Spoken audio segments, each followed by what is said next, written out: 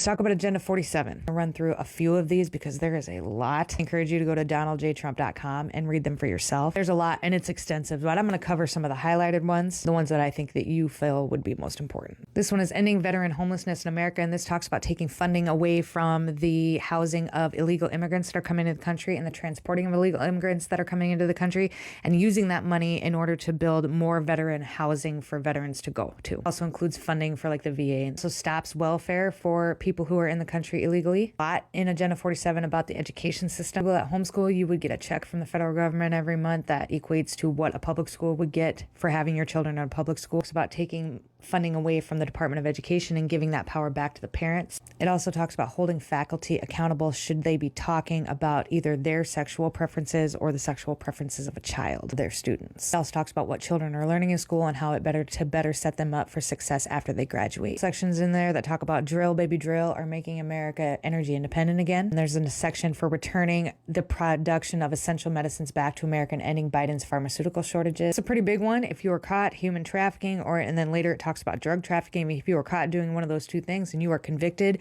you could be up for the penalty. Do not pass go, do not collect $200. Addresses the auto industry, taking us back to gas-fueled cars and away from electric cars. Building the military, including monetary incentives to join the military, as well as a restructuring of how the military is run. Talks about returning, again, jobs back to the United States that are currently being done overseas in order to further an economic boom. Talks about addressing the rise of childhood chronic illnesses. It stops incentivizing medications to immediately go out to patients and starts incentivizing people to look deeper into the issue to find the core of the issue and not just band-aid the symptoms. Ending drug addiction in America, which talks about funding better programs for people who are addicted to drugs and getting them off the street. And that funding would again come from housing of illegal immigrants who are over the border. This is a pretty big one. So as it sits right now, if you come over the border illegally, but then you have a child over the border illegally, that child is automatically a United States citizen because they were born here. This legislation would stop that. This one talks about hiring 100 new prosecutors and getting rid of the prosecutors that were hired on by George Soros. Talks about lessening low-income housing and then using that money in order to help